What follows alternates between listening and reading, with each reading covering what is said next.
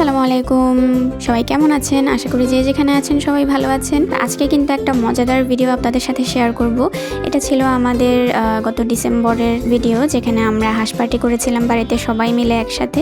তো চলেন ভিডিও শুরু করা যাক। শীত কিন্তু শেষ হয়ে গিয়েছে, ফাগুনও শুরু হয়ে গিয়েছে, কিন্তু আমার শীতের ভিডিও কিন্তু শেষ হয়নি। তো চলেন আপনাদের সাথে আমাদের হাঁস পার্টির মজার মজার গল্প শেয়ার করি। এখানে এই যে দুটো হাঁস দেখছেন, এই হাঁস দুটো কিন্তু অনেক খোঁজাখুঁজির পরে অবশেষে তাদেরকে পাওয়া গিয়েছে। তো এখানে নাশোয়ার বাবা আর ফুপ্পি মিলে প্রথমেই হাঁসগুলোকে জবাই করে নিচ্ছিল।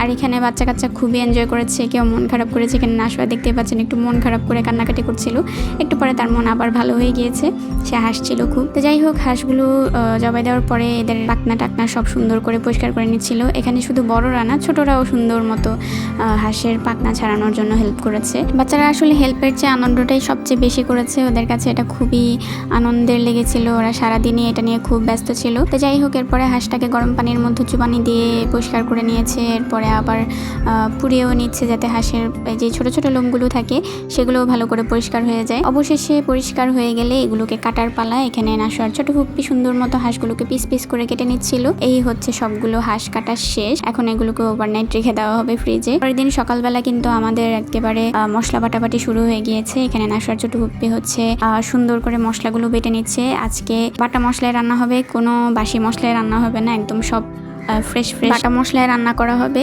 তো এখানে প্রথমেই দেখতে পাচ্ছেন তেল গরম হয়ে গেলে এখানে একটু পেঁয়াজকে বেরেস্তা করে নেওয়া হয়েছে।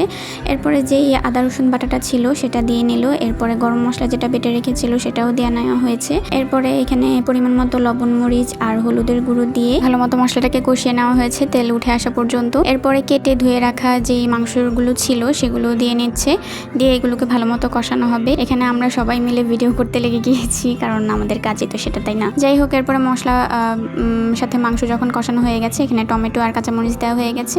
এরপর রান্না কমপ্লিট হয়ে গেছে। এই যে দেখতেই পাচ্ছেন এত সুন্দর কালার এসেছে আর এত মজা হয়েছিল। একদম বাচ্চা থেকে বুড়ো সবাই খুব মজা করে খেয়েছে। সবার খাওয়ার ক্লিপ তো আমি নিতে পারিনি, অন্য কাজে ব্যস্ত ছিলাম।